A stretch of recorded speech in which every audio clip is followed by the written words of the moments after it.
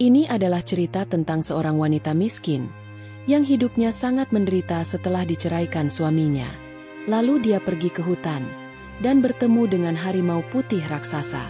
Kemudian hal tak terduga ini terjadi. Semua orang yang mendengar kisah ini pasti menangis. Begini kisah lengkapnya. 19 tahun yang lalu seorang bayi kecil masih berwarna merah, dengan ari-ari atau tali plasenta masih utuh, belum dipotong, ditemukan tergeletak di tempat sampah di pinggir jalan. Yang menemukannya adalah pasangan suami istri miskin Pak Amin dan Bu Nasikin. Bayi itu tampak lemah hanya dibungkus kain lusuh, tanpa tanda siapa orang tuanya. Pasangan itu, yang selama bertahun-tahun mendambakan anak, tetapi tak pernah dikaruniai keturunan, memutuskan untuk merawat bayi itu. Dengan penuh kasih sayang mereka memberinya nama Adinda, yang berarti anak perempuan. Karena kehadirannya sebagai anak perempuan pembawa kebahagiaan di tengah kehidupan mereka yang sederhana. Pak Amin bekerja sebagai buruh tani, sementara Bu Nasikin menjadi penjual gorengan keliling. Meski hidup serba kekurangan, mereka selalu berusaha memberikan yang terbaik untuk Adinda. Namun, kehidupan tidak pernah mudah bagi keluarga kecil mereka. Saat Adinda beranjak dewasa, kedua orang tua angkatnya jatuh sakit akibat kelelahan bekerja dan kurangnya akses kesehatan mereka. Keduanya meninggal dunia beberapa tahun sebelum Adinda menikah, meninggalkan wanita itu sendiri dengan kenangan kasih sayang yang begitu mendalam. Adinda pun jatuh dalam keterpurukan dan kemiskinan seorang diri. Meski demikian, ada seorang lelaki yang mau menerima Adinda sebagai istrinya. Dia mengaku jatuh hati padanya sejak pandangan pertama. Adinda pun bersedia menikah dengan lelaki itu. Joko namanya. Kini Adinda sudah menikah dengan pria bernama Joko itu. Setelah menikah, Adinda yang cuma seorang wanita miskin yang polos itu pindah ke rumah suaminya. Lebih tepatnya rumah orang tua Joko, atau mertuanya. Pada awal kehidupan pernikahan mereka, terasa begitu indah. Pria itu bersikap manis dan sering mengucapkan kata-kata romantis yang membuat Adinda merasa menjadi wanita paling beruntung di dunia ini. Di sela-sela kesibukannya sebagai seorang istri, Adinda kemudian belajar menyesuaikan diri di rumah mertuanya. Meski ia merasa sedikit canggung, Adinda berusaha keras untuk menjadi menantu yang baik. Namun, kebahagiaan itu hanyalah fata morgana sesaat. Perlahan sifat asli Joko mulai muncul. Di malam hari, di mana sering mereka habiskan bersama, dengan penuh canda tawa, kini berubah menjadi keheningan. Joko mulai sering pulang larut malam. Seringkali juga pulang dalam keadaan mabuk. Awalnya Adinda berpikir dia hanyalah bekerja, tetapi kenyataannya, ia menemukan suaminya itu kecanduan karaoke, dan sering pergi ke tempat hiburan malam. Dan Adinda seringkali menemukan bau parfum wanita lain pada pakaian Joko. Bahkan, ada bekas lipstik di kerah bajunya. Saat ditanya, Joko selalu marah dan berkata, "Kau ini siapa? Berani mengaturku? Jangan sok jadi istri baik-baik. Kau itu cuma menumpang di sini." Adinda hanya bisa menangis dalam diam, merasa tidak berdaya. Yang lebih mengerikan lagi, ternyata Joko memiliki pinjaman online sebesar ratusan juta rupiah akibat kecanduan judi online dan main perempuan. Para debt kolektor penagih hutang sering datang ke rumah mereka. Adinda selalu menutup pintu, namun mereka dengan kasar mengancam akan mengambil barang-barang mereka. Bukannya menghadapi masalah itu dengan jantan, Joko justru melarikan diri ke tempat hiburan malam setiap kali ada penagih hutang, meninggalkan Adinda yang ketakutan di rumah setiap kali penagih hutang datang. Karena Joko tidak pernah memberikan nafkah, Adinda berjualan gorengan keliling untuk bertahan hidup. Dengan berjalan kaki, Adinda menjual gorengan dari kampung ke kampung, berusaha mencari uang demi keluarganya. Namun, tidak pernah dihargai. Setiap kali dia pulang, saat membawa sedikit uang, tanpa belas kasihan, Joko akan merampas uang itu. "Uang ini untukku. Aku bisa mengembalikan semuanya kalau kau mendukungku," hardik Joko dengan nada kasar. Meskipun Adinda seringkali menabung uang itu, akhirnya juga hanya akan habis untuk berjudi. Saat Adinda mencoba menyembunyikan uang itu sebagai biaya hidupnya, dan Joko tidak dapat menemukannya, maka Joko akan marah-marah, bahkan mengancam akan menceraikannya. Jika Adinda tidak menyerahkan semuanya, tidak jarang dia membanting barang-barang di rumah, atau menggebrak meja dengan keras, membuat Adinda ketakutan. Joko tak pernah peduli lagi dengan kondisinya. Bahkan Adinda sampai jatuh sakit karena terlalu lelah berjualan. Tetapi dia tidak peduli. Bahkan dia dengan tega meninggalkan Adinda sendiri, dengan alasan ada urusan penting, yang sebenarnya hanya alasan untuk bermain judi, dan bersenang-senang dengan wanita lain. Adinda merasa hidupnya begitu hampa. Tetapi dia tidak tahu kemana harus pergi. Rumah yang seharusnya menjadi tempat perlindungan, berubah menjadi neraka. Dan suami yang seharusnya menjadi pelindung dan pengayomnya, justru menjadi sumber penderitaannya.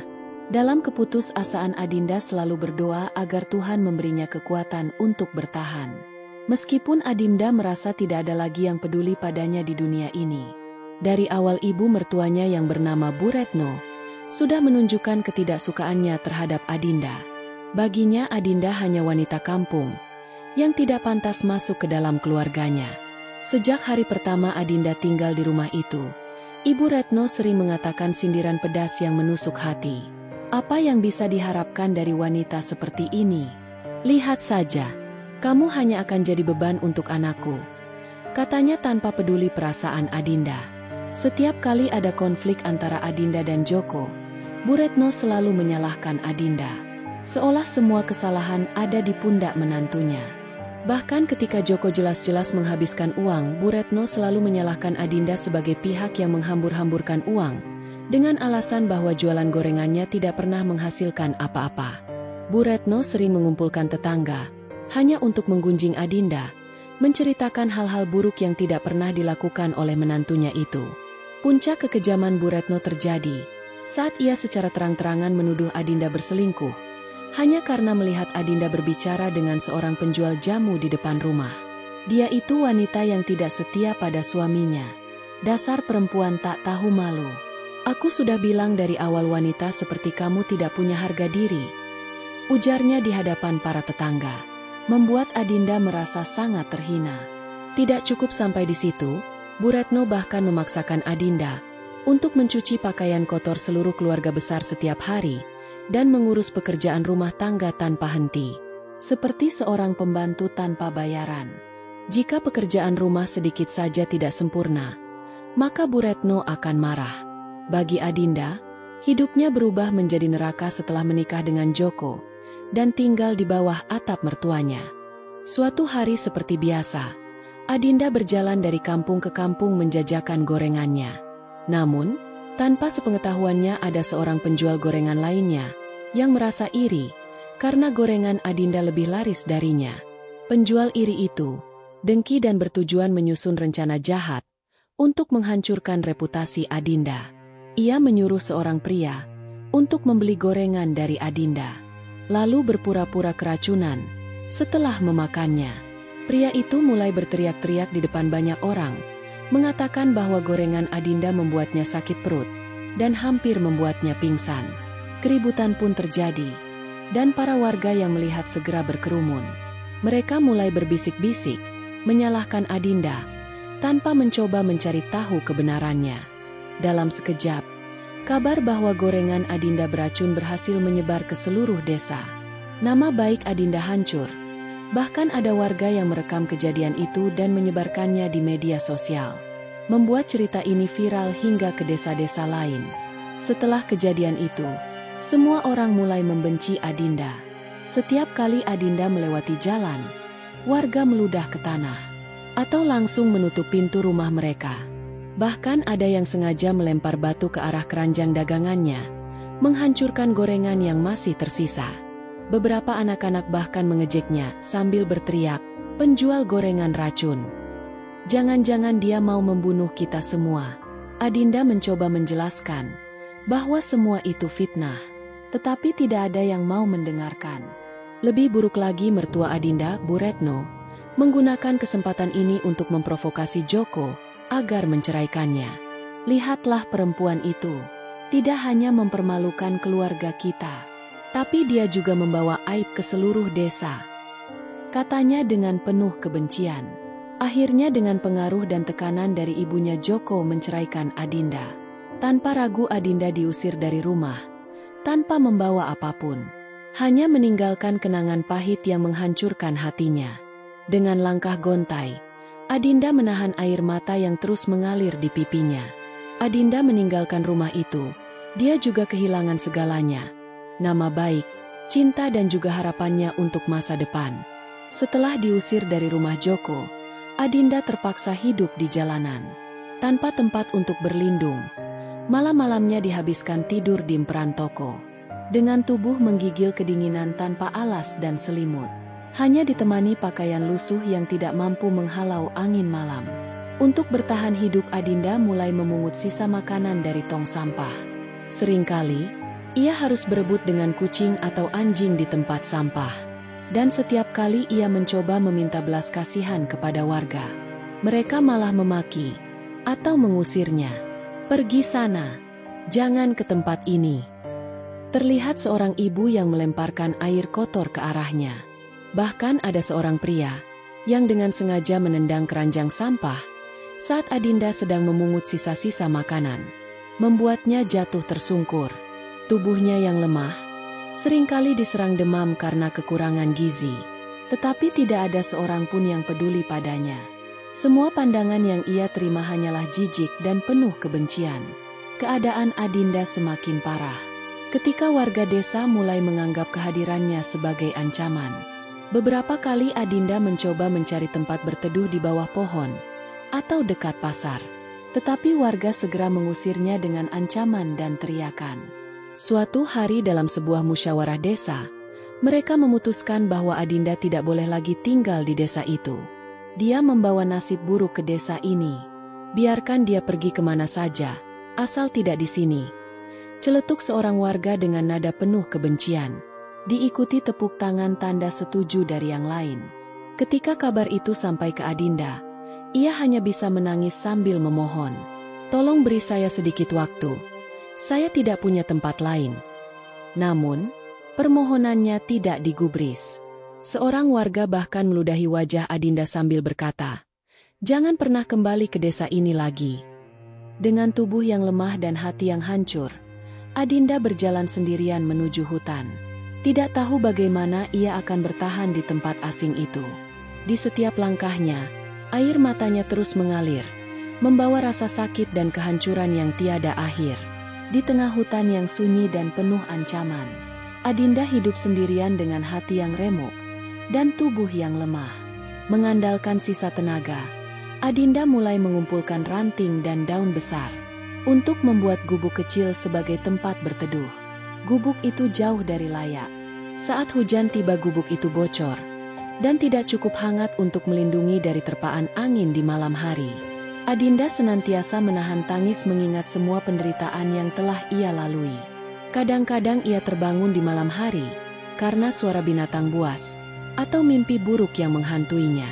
Dengan perut yang terus lapar, Adinda bertahan hidup, memakan buah-buahan liar atau berburu hewan kecil di hutan. Namun, buah-buahan yang tidak selalu tersedia, dan seringkali ia harus berjalan jauh dengan tubuh lemah hanya untuk menemukan makanan, yang bahkan tidak cukup untuk mengenyangkan dirinya. Meski begitu, Adinda tetap berusaha bertahan. Meskipun hidupnya terasa seperti kutukan yang tiada akhirnya. Suatu hari, saat sedang mencari makanan di tepi hutan, dia mendengar suara rintihan lemah. Dengan rasa penasaran bercampur takut, dia mengikuti suara itu dan menemukan seekor harimau putih yang terluka parah. Terbaring di bawah pohon besar, harimau putih itu tampak kesakitan dengan luka menganga di kakinya yang mengeluarkan darah. Meski merasa takut, hati kecilnya dia tidak tega melihat makhluk itu menderita. Adinda mendekat perlahan, berbicara dengan suara lembut. "Aku tidak akan menyakitimu, aku hanya ingin membantu." Dengan alat seadanya, Adinda membersihkan luka harimau putih itu, mengikatnya dengan sobekan kain dari bajunya sendiri. Ia bahkan membagi makanan hasil buruannya yang dia bawa untuk harimau putih itu. Meski dirinya sendiri lapar, harimau putih itu diberi nama Rama oleh Adinda. Setiap hari Adinda merawat harimau putih besar itu, Luka yang dulu terbuka parah mulai menunjukkan tanda kesembuhan. Di samping itu, Rama mulai menumbuhkan rasa percaya kepada Adinda. Awalnya Rama masih waspada, sering mengawasi gerak-geriknya Adinda. Dengan mata tajam Rama siap menyerang jika merasa terancam. Tetapi kelemah lembutan Adinda saat merawat luka-lukanya, dan tanpa rasa takut, perlahan-lahan meluluhkan hati Rama. Harimau putih raksasa itu pun sembuh, dan bisa berjalan kembali di hutan. Suatu hari ketika Adinda lapar setelah tidak menemukan buah-buahan, Rama secara mengejutkan kembali ke gubuk kecil mereka, membawa seekor kelinci di mulutnya. Harimau putih itu menurunkannya di depannya. Dia lalu duduk, seolah berkata, "Ini untukmu." Adinda menangis terseduh-seduh, sambil mengelus kepala Rama. "Terima kasih Rama, kau lebih baik daripada semua manusia yang pernah kutemui," katanya dengan suara serak. Dalam kesedihan dan kesendiriannya, Rama terasa seperti anugerah terbesar yang pernah ia dapatkan. Hari-hari berlalu dan Rama semakin memperlihatkan rasa kasih sayangnya kepada Adinda. Ia mulai mengikuti Adinda kemanapun ia pergi, melindunginya dari ancaman hutan seperti ular berbisa atau babi hutan yang mendekat. Adinda merasa Rama adalah satu-satunya makhluk yang benar-benar peduli padanya. Sesuatu yang bahkan manusia tidak pernah berikan padanya. Suatu malam, saat hujan deras mengguyur, gubuk kecil Adinda mulai bocor. Adinda duduk menggigil sambil mencoba menahan air yang masuk, tetapi tubuhnya terlalu lemah untuk melawan dingin. Melihat Adinda dalam kondisi seperti itu, Rama mendekat dan membaringkan tubuh besarnya di sampingnya. Dia memberikan keringatan dengan bulunya yang tebal. Adinda menangis sambil memeluk Rama. Ia merasa bahwa persahabatan ini lebih dalam daripada hubungan apapun yang pernah ia miliki. "Kau satu-satunya alasan aku masih bertahan hidup," bisiknya. Di hutan yang penuh bahaya dan kesepian, Rama bukan hanya teman. Ia adalah keluarga pelindung dan harapan terakhir Adinda, untuk merasa bahwa ia tidak sepenuhnya sendirian di dunia ini. Suatu pagi yang dingin, Adinda keluar dari gubuknya untuk mencari kayu bakar. Udara di hutan terasa lembab, dan hanya suara burung, serta gemerisik dedaunan yang menemani langkahnya. Namun, di tengah keheningan itu telinganya menangkap suara langkah-langkah berat di kejauhan. Adinda segera berhenti. Jantungnya berdegup kencang saat mendengar suara manusia yang saling berbicara dengan nada keras. Perlahan, ia mendekati sumber suara dan melihat sekelompok pemburu, lengkap dengan senapan, parang dan jebakan. Mereka dengan lantang berbicara tentang mencari harimau putih raksasa untuk diambil kulit dan taringnya. Harimau putih besar itu pasti ada di sekitar sini. Kulitnya bisa dijual mahal, tukas salah satu pemburu sambil menunjukkan peta area hutan. Adinda merasakan ketakutan yang luar biasa. Tubuhnya gemetar. Bukan karena takut untuk dirinya sendiri, tetapi karena tahu Rama sedang dalam bahaya besar. Dengan langkah cepat tapi senyap, Adinda kembali ke gubuknya. Rama yang sedang beristirahat di depan gubuk langsung mengangkat kepala begitu melihatnya. "Kita harus pergi. Mereka datang untukmu." Adinda menarik nafas panjang dan tersengal. Adinda memutuskan membawa Rama ke tempat yang lebih aman. Harimau putih itu tampak seolah mengerti, meski matanya tetap penuh waspada. Adinda memutuskan membawa Rama ke tempat yang lebih aman, jauh dari jangkauan para pemburu. Dengan tubuh kecilnya dan penuh waspada, ia membantu mengarahkan Rama melewati jalur-jalur sempit di hutan. Bahkan ketika duri dan semak-semak melukai tangannya, dia tak peduli dan terus menerabas hutan. Setelah berhasil mengamankan Rama, Adinda bergegas kembali ke gubuknya sambil menghapus jejak Rama di sepanjang jalan. Ketika dia sedang duduk di depan gubuk kecilnya sambil membersihkan luka di tangannya akibat duri-duri hutan, suara langkah berat terdengar lebih mendekat. Ia langsung merasa ada bahaya.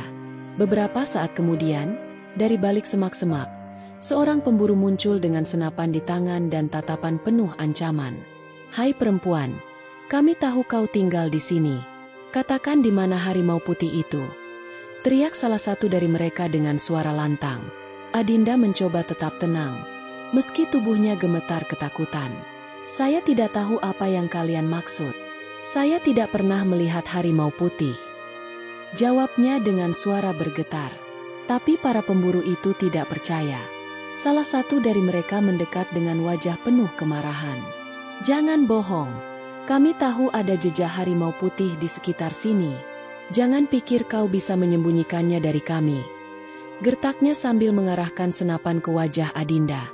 Adinda yang sudah terbiasa diperlakukan kasar, tetap berdiri di depan gubuknya. Meski air mata mulai mengalir di pipinya. Saya benar-benar tidak tahu. Ucapnya mencoba melindungi Rama tanpa mengungkapkan apapun. Namun, mereka tidak puas dengan jawabannya. Lalu, mereka mulai menghancurkan gubuk Adinda dengan kejam. Mereka menendang tiang-tiangnya hingga roboh, menghancurkan dan memporak-porandakan barang-barang kecil yang Adinda kumpulkan dengan susah payah untuk bertahan hidup. Barang-barang itu dilempar dan dihancurkan tanpa belas kasihan.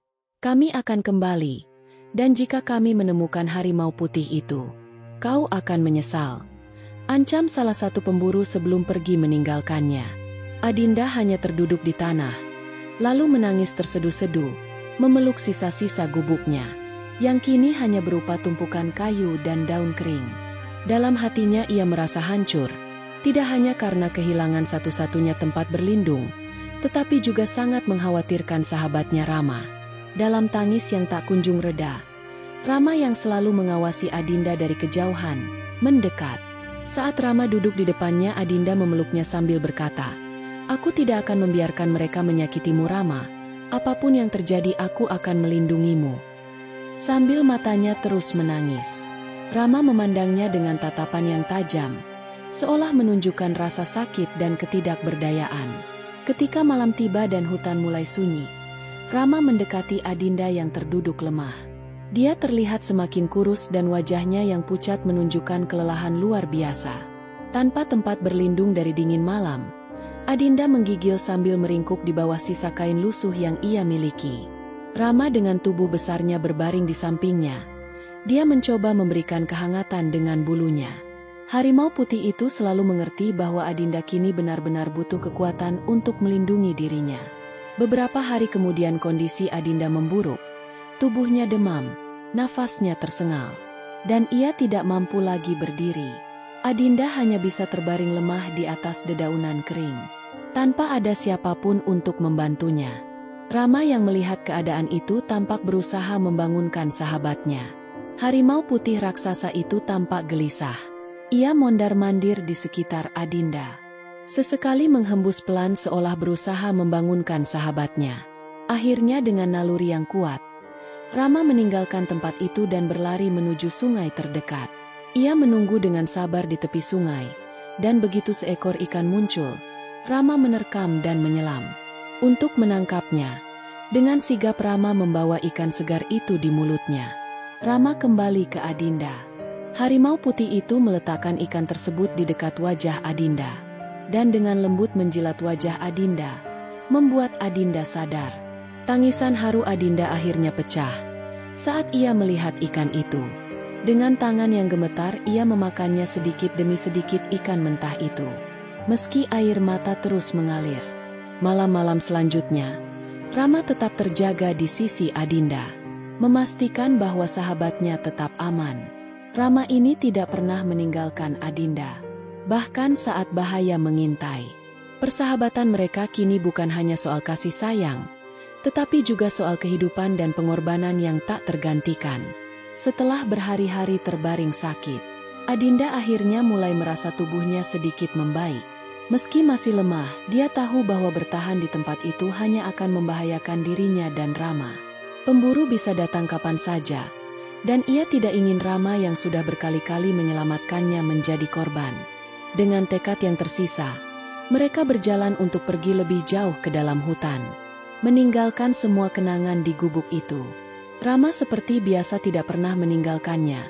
Dengan langkah besar dan gerakan lincah harimau putih itu memimpin jalannya. Ia tampak memahami bahwa mereka membutuhkan tempat yang lebih aman. Setiap langkah terasa berat bagi Adinda. Tetapi, melihat Rama yang terus mendampinginya, memberinya kekuatan untuk terus berjalan.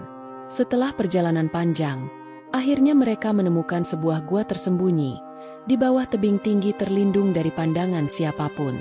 Tempat itu cukup luas untuk Adinda beristirahat dengan aman, bahkan memiliki sumber air kecil di dalamnya. Namun, meski gua itu menjadi tempat perlindungan yang sempurna, rasa kesepian yang menghantui hati Adinda semakin dalam. Malam-malam di gua terasa begitu sunyi. Ia sering duduk di sudut gua, sambil menatap api kecil yang hampir padam.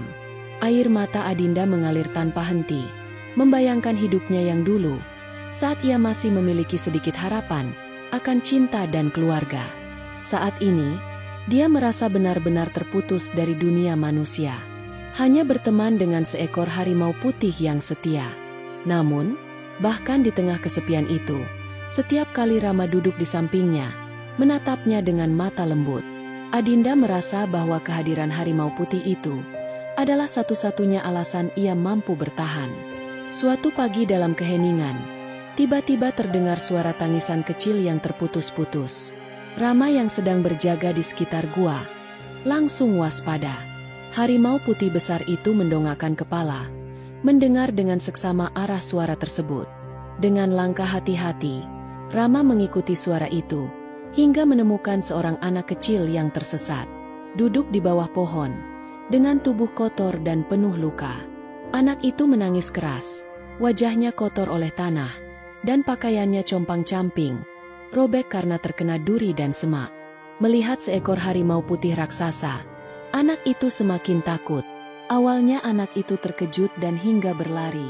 Tetapi Rama tidak menunjukkan tanda-tanda agresif. Dengan langkah perlahan Rama mulai memandu anak itu menuju gua tempat Adinda berada. Seolah-olah mengerti bahwa anak itu membutuhkan pertolongan.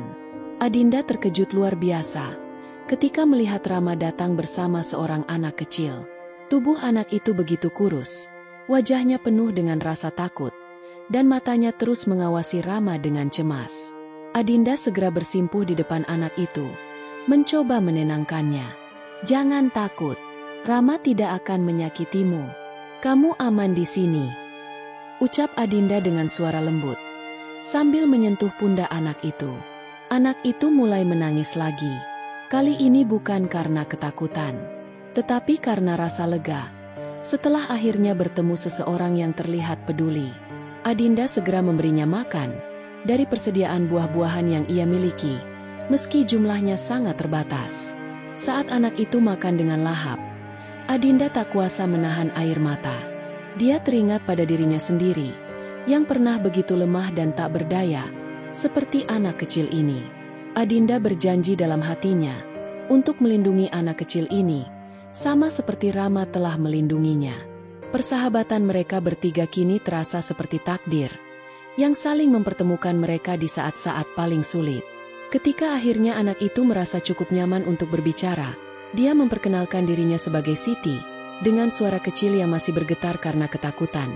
Siti bercerita bahwa ia berasal dari desa yang sama dengan Adinda. "Aku bermain terlalu jauh, dan aku juga tak tahu jalan pulang," katanya sambil terisak. Mendengar itu, Adinda seketika dipenuhi campuran rasa haru dan sakit. Desa yang dulu menjadi tempat tinggalnya, kini hanya menyisakan kenangan pahit. Desa di mana ia diusir dan dicampakan. Adinda kasihan pada Siti. Air matanya membuat Adinda semakin tahu, ia memerlukan rasa aman yang mungkin sudah lama ia sendiri tak dapatkan. "Kamu aman di sini. Aku akan menjaga kamu," bisiknya, dengan suara serak. Hari-hari berikutnya Adinda berusaha sekuat tenaga untuk merawat Siti. Meskipun dia sendiri hidup dalam keterbatasan, ia berbagi setiap potong buah yang berhasil dikumpulkannya. Meskipun itu berarti, ia harus menahan rasa lapar lebih lama. Ketika malam tiba, Rama selalu berjaga di sekitar gua memastikan tidak ada bahaya yang mendekat. Hingga suatu malam, Siti terbangun dari tidurnya karena mimpi buruk. Di dalam mimpinya Siti memanggil nama ayah dan ibunya. Adinda sadar bahwa dia tak bisa terus-terusan menjaga Siti di hutan itu. Siti punya keluarga dan orang yang menyayanginya. Dengan tekad yang penuh dilema, Adinda memutuskan untuk mengantar Siti kembali ke desanya. Meskipun ia tahu, risikonya warga desa pasti akan menyambutnya dengan hinaan dan kemarahan. seperti yang selalu mereka lakukan dahulu. Namun, Adinda tidak peduli. Aku akan mengantar kamu pulang, Siti. Apapun yang terjadi, jangan takut, aku ada di sini. Ujarnya dengan suara lembut, berusaha menyembunyikan ketakutannya. Pagi itu, Siti berpegangan di tangan Adinda. Mereka berjalan menuju desa, diikuti Rama yang selalu setia menjaga mereka dari belakang. Saat mereka tiba di tepi desa, keberadaan Adinda bersama harimau putih besar segera menarik perhatian warga. Teriakan panik dan ketakutan langsung terdengar dari berbagai arah. Itu Adinda, dia kembali dengan harimau putih buas, teriak seorang pria sambil berlari ketakutan. Dalam hitungan menit, kerumunan warga berkumpul dengan wajah penuh kebencian. Beberapa membawa parang, tongkat dan batu, bersiap untuk mengusirnya. Pergi dari sini, Adinda. Kamu hanya membawa malapetaka, teriak seorang wanita dengan nada penuh kemarahan. Siti yang bersembunyi di belakang Adinda mulai menangis ketakutan. Jangan sakiti Kak Adinda. Dia menyelamatkanku, teriak Siti. Namun suara Siti tenggelam di tengah kekacauan, dan Adinda hanya bisa berdiri mematung di sana. Tubuhnya gemetar, menghadapi tatapan penuh kebencian dari orang-orang yang pernah ia sebut tetangga. Meski air mata mengalir deras di wajahnya, Adinda tetap berdiri tegak, berusaha melindungi Siti dan Rama. Meskipun hatinya terasa hancur, menghadapi kebencian warga yang terus diarahkan kepadanya. Melihat kekacauan itu, Rama mengaum dan membuat semua warga yang di sana terdiam takut. Tiba-tiba, di tengah kerumunan warga yang terdiam, seorang pria tua memperhatikan dengan cermat anak kecil di balik badan Adinda. Pria itu tiba-tiba berteriak, "Bukankah itu Siti, anak Pak Kades?" Dan semua orang menatap anak kecil yang berdiri ketakutan di belakangnya. Mendengar namanya disebut, Siti berlari keluar dari persembunyiannya, sambil menangis berlari ke seorang tetua yang ternyata adalah Pak Kades. Sambil menangis Siti memohon, "Ayah, tolong jangan sakiti Kak Adinda," teriak Siti sambil menangis, juga dengan suara serak. Pak Kades kejap terkejut kaget. Dia pandangi wajah anaknya yang sudah menghilang selama 10 hari di hutan. Sekejap kemudian tangisnya pecah, melihat putrinya yang sudah hilang selama berhari-hari. Namun, alih-alih langsung mendekat dan berterima kasih, dia memandang Adinda dengan penuh kecurigaan. "Apa yang kamu lakukan dengan anakku? Kenapa kau kembali dengan binatang buas itu?" tanyanya dengan nada tajam, membuat hati Adinda semakin terluka. Adinda dengan tubuh gemetar, berusaha menjelaskan dengan air mata yang tak terbendung. "Saya hanya menemukan Siti tersesat di hutan. Saya hanya ingin mengembalikannya kepada keluarganya. Harimau putih ini tidak berbahaya. Dia yang melindungi kami sepanjang waktu," ucapnya dengan suara bergetar, berharap setidaknya ada satu orang yang percaya padanya. Namun warga tetap bersuara, menyalahkan Adinda atau segala hal buruk yang pernah terjadi di desa. Beberapa anak bahkan melempari mereka dengan batu. Salah satu lemparan itu mengenai dahi Adinda hingga berdarah. Siti yang menangis melihat hal itu, sambil berteriak, "Jangan sakiti Kak Adinda. Jangan sakiti Kak Adinda." Tetapi warga tetap marah. Melihat hal itu, naluri buas Rama pun bangkit. Dia mengaum dan menerkam warga. Dengan cakarnya dia menerkam beberapa warga dan menggigit badan mereka hingga berdarah-darah. Ada juga beberapa orang yang tangan dan kakinya tergigit atau terlempar oleh ganasnya serangan Rama. Harimau putih raksasa itu mengamuk, memporak-porandakan seluruh desa. Penduduk desa lari ketakutan, mencoba menyelamatkan diri mereka masing-masing. Beberapa orang pria yang marah bahkan sempat berusaha menyerang Adinda yang berdiri mematung. Adinda begitu kaget hingga tak dapat bereaksi. Sekejap kemudian Adinda berteriak, "Cukup Rama, cukup, hentikan." Namun Rama dengan tatapan tajam berhenti sejenak. Dari tatapannya, terlihat sebuah makna, bahwa warga desa ini perlu dihukum. Lalu Rama mendekat dan mendorong Adinda, seolah menyuruhnya untuk lari. Keributan makin parah, beberapa warga mulai mengambil senapan dan parang, mencoba menghentikan amukan harimau putih raksasa, atau bahkan jika bisa membinasakannya. Tetapi, Tenaga Rama benar-benar luar biasa. Satu serangannya bahkan bisa melempar 4-5 pria dewasa. Rama terus mendorong Adinda. Hingga akhirnya Adinda merasa dirinya pun harus kabur dari amukan massa. Adinda pun lari. Sambil berlinang air mata dia terus berlari. Jauh ke dalam hutan. Sayup-sayup dari jauh. Adinda mendengar suara tembakan di kejauhan. Beserta suara raungan keras Rama. Hatinya hancur. Dia merasa Rama tak akan selamat. Malam itu tiba-tiba hujan turun dengan sangat deras. Adinda yang sudah sampai di tengah hutan, kehilangan arah. Saat gelap gulita, hujan petir dan badai melanda hutan. Area hutan yang biasanya kering, berubah menjadi lumpur. Jalan yang biasa Adinda lewati menjadi licin. Adinda dengan susah payah mencoba berteduh di bawah sebuah pohon beringin. Namun, angin dan hujan tetap berhembus kencang. Tiba-tiba, sebuah pohon roboh di hadapan Adinda. Sebuah ranting besar mengenai kepalanya, hingga Adinda pingsan.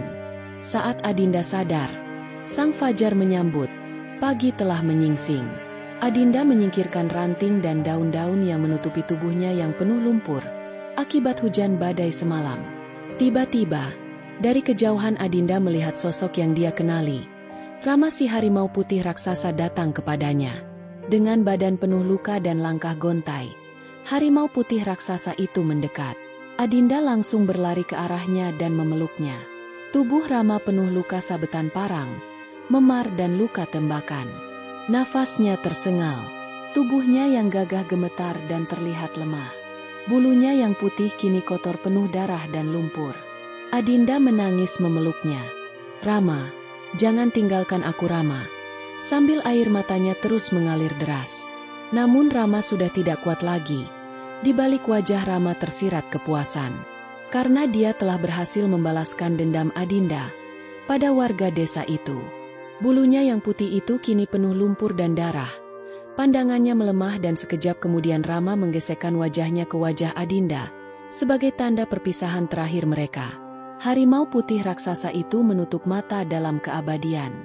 Adinda menangis dan berteriak sejadi-jadinya. "Rama! Rama!" Adinda berteriak dengan air mata terus mengalir menganak sungai. Dia telah kehilangan seorang teman setia, teman yang jauh lebih mulia daripada Joko atau Bu Retno atau bahkan semua orang di desanya dulu. Adinda tak berhenti menangis. Namun dalam hatinya tiba-tiba terkesiap. Sebuah dendam membara. Mereka warga desa harus menerima pelajaran dari perbuatan mereka. Adinda lalu melepaskan Rama dari pelukannya. Tubuh gagahnya terkulai lemas. Adinda lalu bangkit dan berlari menerjang semak-semak, melewati jalan hutan yang licin dan berlumpur itu. Dia bertekad untuk membalaskan dendam Rama. Melewati semak-semak dan belukar tanpa alas kaki, dan tanpa peduli tangan dan kakinya terluka atau tergores duri, Adinda telah mati rasa. Dia pun berlari terus ke arah desa.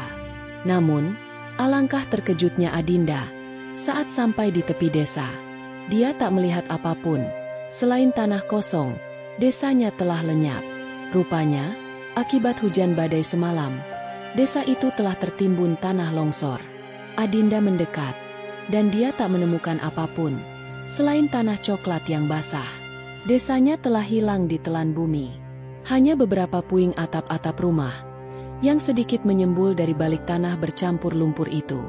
Adinda lalu mendekat, mencoba mencari sisa-sisa, atau bahkan penduduk selamat yang tersisa, tetapi semua kosong, semua hanya tanah coklat berlumpur. Dalam hati Adinda, ada perasaan puas. Rupanya Tuhan telah membantunya, membalas perbuatan manusia-manusia konyol itu. Namun, sisi lain dirinya pun tak dapat memungkiri. Sebagai manusia dia masih memiliki rasa iba, bahkan pada orang-orang yang telah jahat kepadanya. Adinda berteriak, "Ada orang di sini? Apa ada yang selamat?" Namun tak ada jawaban sama sekali. Adinda terus berteriak, mencoba mencari seseorang yang mungkin selamat. Tiba-tiba telinganya dikejutkan. Suara tangisan yang dikenalnya, suara Siti. Adinda lalu berlari menuju suara itu. Di tanah coklat bercampur lumpur itu, dia melihat Siti terkubur setengah badan Di punggungnya ada sesosok tangan yang menopangnya.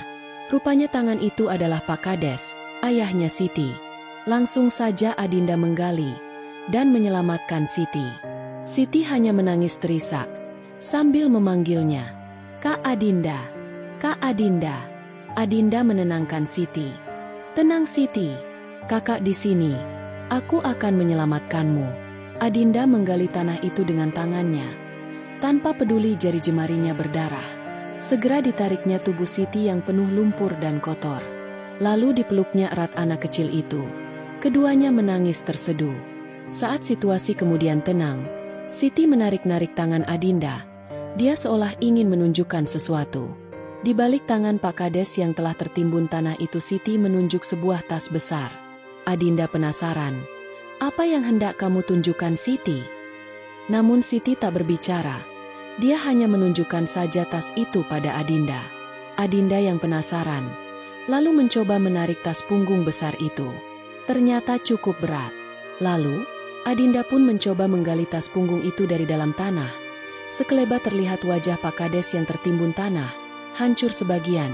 Kepalanya tertindih batu besar dari tanah longsor semalam. Sambil memicingkan mata, Adinda mengumpulkan tenaga, dan dia berhasil menarik tas itu. Saat dia membukanya, ternyata isi tas punggung itu adalah bongkahan emas dan perhiasan, dengan jumlah sangat banyak. Adinda kaget. "Apa ini, Siti?" "Tidak tahu, Kak. Tapi ayah berpesan agar aku membawa tas ini bersamaku, jika aku selamat." Rupanya, dalam kekacauan serangan harimau putih semalam, Pak Kades yang tamak itu mencoba menyelamatkan dirinya sendiri dengan mengumpulkan semua bongkahan emas dan perhiasan yang selama ini dia dapatkan dari melakukan bisnis haram di desa itu. Namun, belum sempat dia menikmatinya, desa itu keburu dihantam tanah longsor, dan di tengah serangan harimau putih yang mengamuk, derasnya hujan, dan tanah longsor itu, Pak Kades berhasil naik ke atap rumah bersama Siti. Namun, ganasnya tanah longsor mengubur dirinya. Beruntung, di detik-detik akhir dia berhasil menahan tubuh Siti dengan kedua tangannya.